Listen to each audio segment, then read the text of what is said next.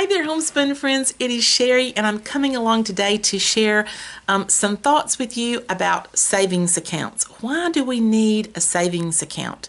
Do you know that 7 out of 10 Americans have less than $1,000 in savings? 34% of all Americans have nothing set aside in a savings account at all. And 35% only have several $100s set aside. So that's a staggering statistic when we stop and think about how ill-prepared we are for any type of emergency that might happen within our families. So why is it that our savings accounts have decreased and are non-existent in many cases? Well, I think one of the things is that people are living on credit cards. They are holding on to those credit cards in case of an emergency. They are thinking to themselves, as long as I have the credit card, I can use that when there's an emergency. When I was growing up, people used their savings accounts for emergencies. And so times have changed. About 4 years ago, it's been about 4 years ago and 2 months, my husband and I had I hate to say a confrontation with one another, but we did. We sat down together and began to look at our finances. All of our children had moved out of the home, and for the first time, it was just the two of us, and we recognized that we were not in good financial shape at all. We had credit card debt that amounted to $50,000. And you think, well, wow, you must have been living really extravagantly. You must have really been, not really. We had 4 children on one income for pretty much our entire marriage. We had 4 children that went to college. We had 3 weddings. We had all 4 kids that got used cars when I got ready to get into cars so that they could work jobs and help pay for some of their own expenses.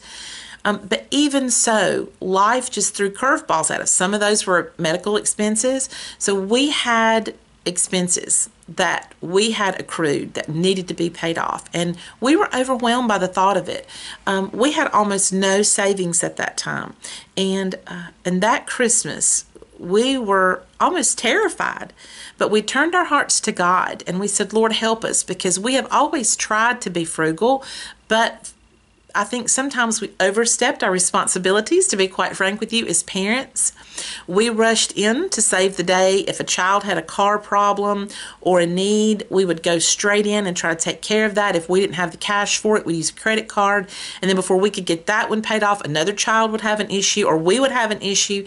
And before we knew it, we were in a deep, deep hole.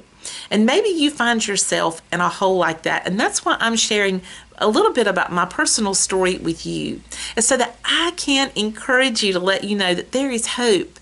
There is hope in that situation where you find financial difficulty.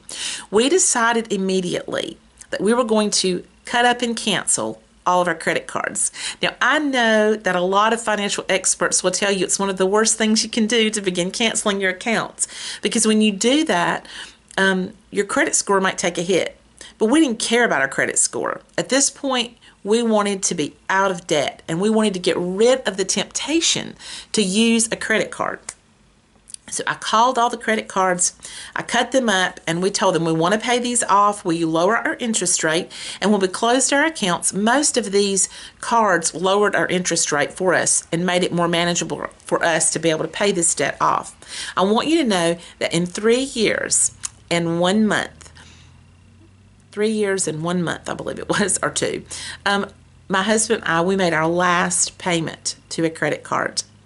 Our last payment. It has been now over 4 years, and we have not had a credit card in any of that period of time, nor have we needed to use one. And that is really a miracle from the Lord. And it's kind of scary when you start out. But this is how we did it. We started that Christmas and said that we were going to have a savings account for emergencies instead of using any kind of credit card. And then we rapidly, as quickly as possible, begin to apply money into our savings. Every single day, we talked about our savings. Every single day, we took out our notebooks. I had a notebook. He had one. We had similar things written in them, but we would talk about everything we had spent that day. everything he had spent that day, if he had spent anything, what our goals were, where we stayed on the same page. If we earned $10 extra, that $10 extra had a name. It either went into savings or it went to pay off one of our debts. We were very, very intense and intentional with our money for the first 12 months. We accounted at the end of the year for every single penny that was earned in our household and every single penny that went out, down to the penny. And that takes a lot of work, where if you buy a stick of gum or you buy a sucker somewhere, it goes in the book. That's pretty intense, but we were determined to get a hold of this. So you may find that in the beginning, you're going to have a lot of intensity. Maybe you and your spouse might even have some arguments or disagreements and find tension and pressure on you. But realize that you are on the same team. You are on the same page together. However the debt was accrued, the debt is no longer being accrued, and you are going to pay off what you have. And simultaneously, you are going to begin saving. Now, I know that Dave Ramsey says to start out with your $1,000 emergency fund, and that's a great plan if you want to use that one. But we found in our lives that we needed to do both at the same time.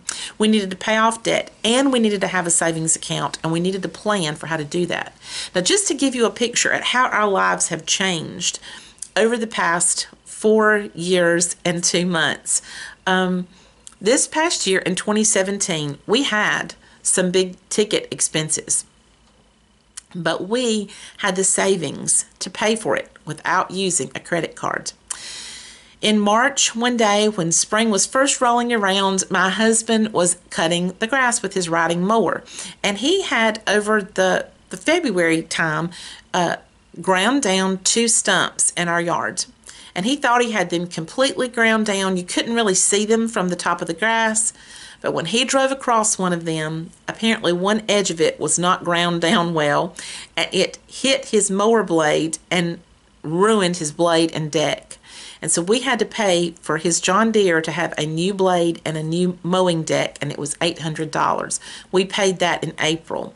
Then in May, we turned around, and he had had a cataract surgery the fall before, and he had developed a film under one of the lenses. And this happens in a small percentage of the cases, but we always fall into the small percentage that have something extra happen.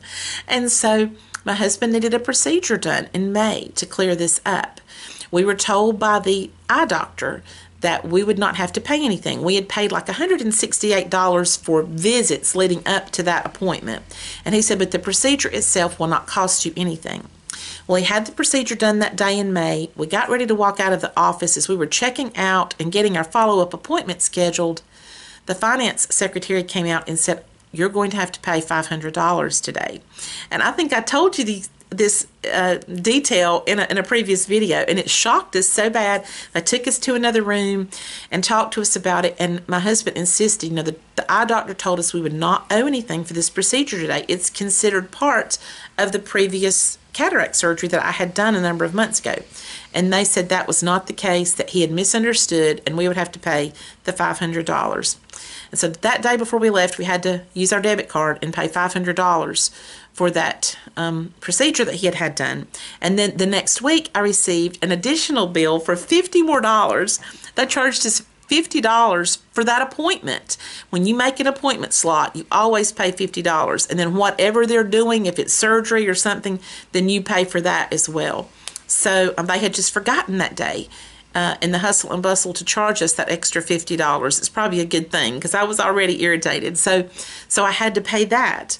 But so you can see in April and May, we had very intense expenses there with those 2 items together. It was over $1,300, but we had it in our savings to pay it. Well, in July, we were having a really hot spell, and one Saturday evening, we were in what my grandparents used to say was an electrical storm. I guess it's called a thunderstorm or a lightning storm, and we noticed that what we felt was our house getting hit by lightning, and our air went off. And we think what happened is the lightning hit our circuit board that runs our HVAC unit, because we lost air conditioning and it started getting really hot. And so late that night, it might have been almost midnight, I called a 24-hour service and asked them could they come sometime the next day and look at our heat pump situation because we were burning up. And they said they would come out, and it would be extra for them to make a weekend call, but we just needed for them to come. And so they came out and told us that, sure enough, the circuit board that controls all of the air conditioning in our house was out. And he said, I have a universal board. You have a Trane heat pump, but I have a universal board that fits numerous types of heat pumps. And when I put that on, if I have it in my van and it will fit your unit, I'm going to go ahead and put that in, and you can have air immediately, but it's going to cost you about $500. And so we just had to bite the bullet, and we had to pay $500 more in July.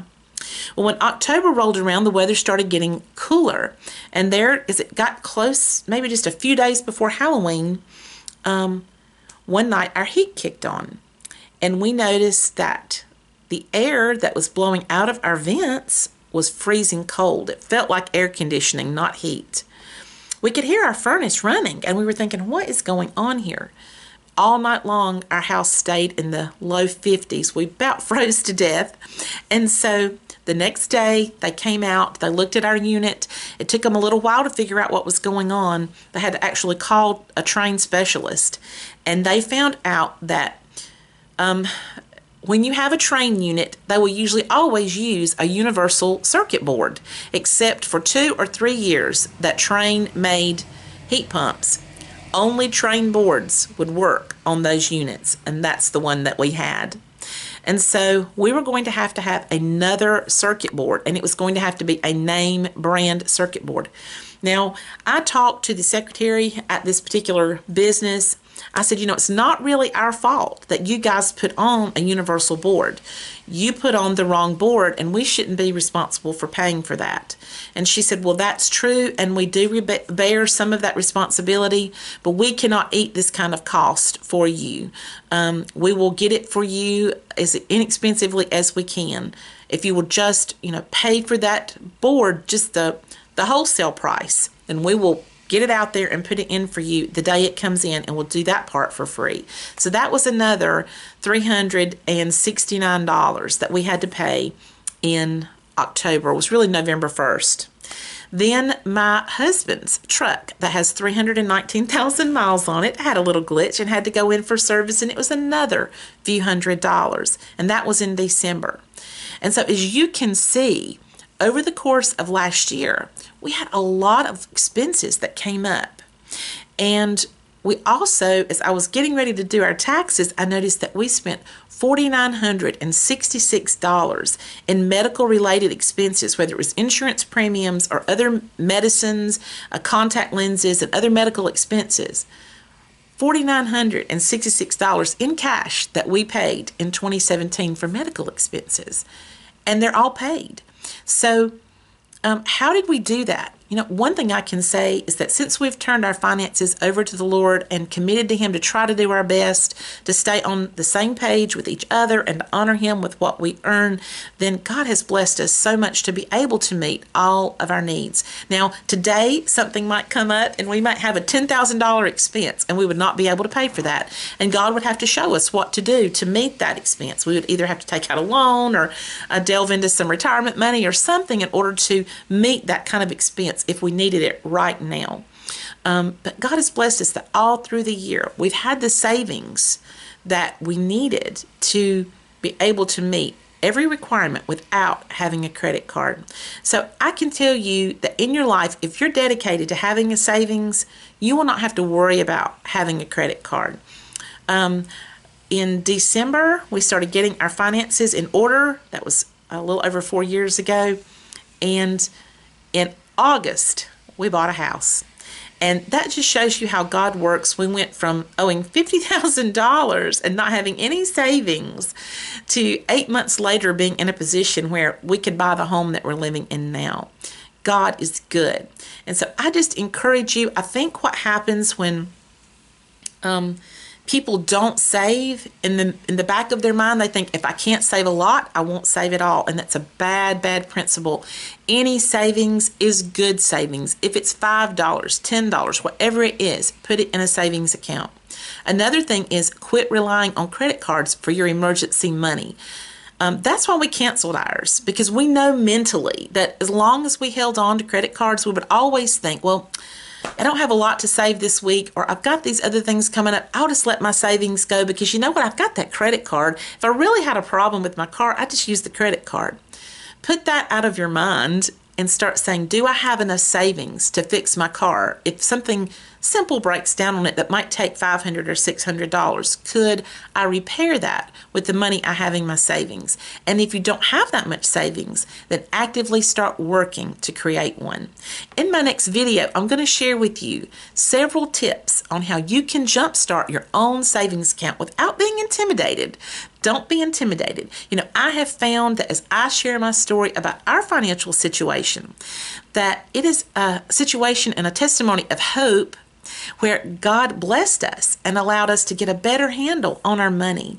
And all the things that we have, whether it's money, a house, possessions, children, relationships, jobs, these are areas of stewardship. We don't really own them. It all belongs to God. But He gives us this as a blessing for us to be a good steward over it, to give an account to Him about what we're doing with our finances and what we're doing in our relationships and how we're handling our job and all of these areas of our life, how we're handling our home and how we're handling our own health, which is an area I need to do better at taking care of my physical self. So in all areas for the new year, we're going to commit our ways to God and ask Him to help us to make 2018 the most wonderful year we've ever had. I look forward to seeing you next time, friends. Bye-bye.